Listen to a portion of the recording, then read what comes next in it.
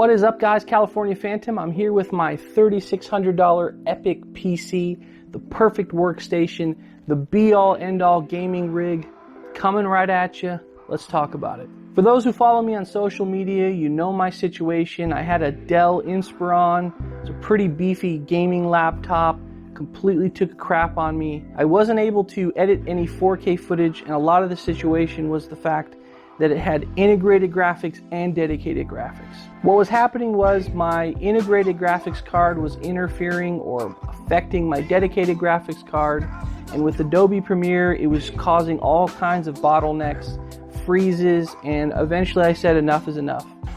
Through all this work on this channel, along with my thriving drone business, I was able to purchase this monstrosity, courtesy of CyberPower. So before I break down exactly what went into this PC, I had to decide whether or not I wanted to build completely from scratch my own PC or go with this company called CyberPower. What makes CyberPower unique isn't just necessarily the fact that they make custom PCs, but the fact that they support and warranty the PCs, which was my major decision for why I went with them rather than building my own. Once I broke down the extended warranty component by component, if I were to make my PC by myself, I noticed that CyberPower offered the extended warranty, and it's just cheap enough with the assembly cost that it was a no-brainer. I either let them do it, put it in their hands, or for the same price, I make it myself.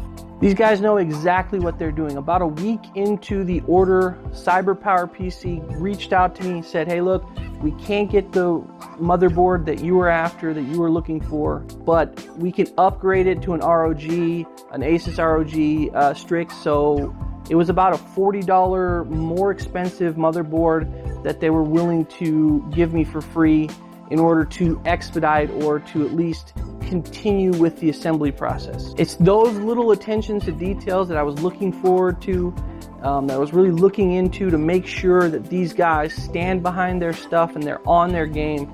Clearly they were. Hats off to CyberPower. With the COVID-19 going around, of course you're gonna get shipping delays, more so with the fact that this thing was built by hand. I think all in all it took about 3.5 weeks for them to ship me this tower. And let's go into it. So first things first, the tower is a Corsair 465X featuring the Ryzen 9 3900X overclocked from CyberPower. So the Corsair tower came stock with 3 fans. So during the order process, I added an additional 3 Corsair fans. This also included the Pro module to allow Corsair software to control all 6 fans within the tower. For cooling, I'm a bit of an old school guy. I don't want to have to deal with water cool. I know water cooling is a little bit of a controversial thing now with the reliability factor way up before now versus when they first started introducing them. I know I probably could have went with a water cooling unit, but because I'm an old school guy, I went with an air cooled. I went with the COOLERMASTER 512 Black Edition. I love the COOLERMASTER fan. It's something that can be controlled through the ASUS software. The RGB that's featured on this motherboard pairs to this COOLERMASTER fan, so everything is controlled between the Corsair software for the fans and the motherboard RGB software that controls the cooler fan. I paired that with the Kingston HyperX Predator RGB RAM. This is the 3200 series RAM, and it's more than I need for my workstation. For the operating system, I went with the Samsung Evo. That's an M.2 hard drive. Absolutely fantastic, screaming fast. Makes my boot times like less than 3 seconds. As soon as I fire it up, the thing's already ready for me to log into. I knew I had to go with something large on the secondary hard drive for gaming, for storing my workstation files, those large 4K drone video files, these video files here. So I went with the Samsung Evo hard drives. These are SSD hard drives. Instead of going with a single 4 terabyte for this secondary drive, I ended up going with two 2 terabytes with the RAID 0. Now, again, I'm not a computer whiz, but from what I gather, what makes sense to me is you have two 2 terabyte hard drives reading and writing and sharing information between the 2 hard drives. So instead of just having the singular hard drive pulling data, writing data, you're having two at the same time. So that increases your read rates, obviously, increases your write rates. If you can do it, highly recommend RAID 0 across two hard drives. I also have this 5 terabyte external SSD that's running off of a USB Type-C connection.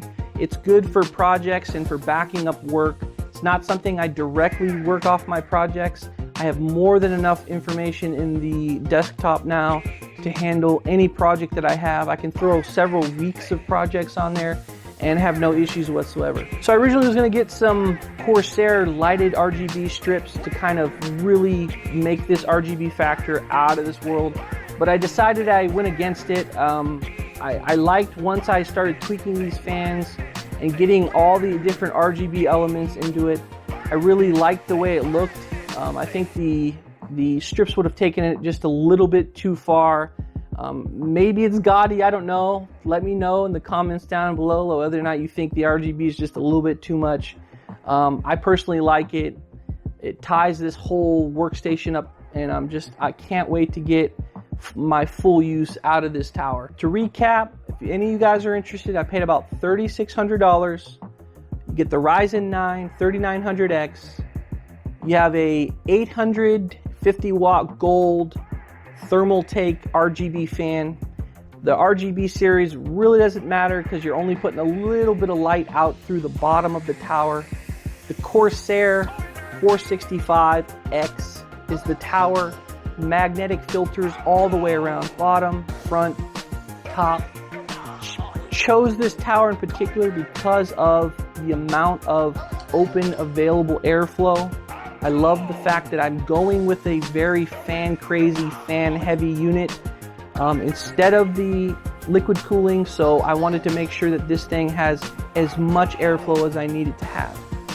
Dual RAID zeros on the primary hard drives.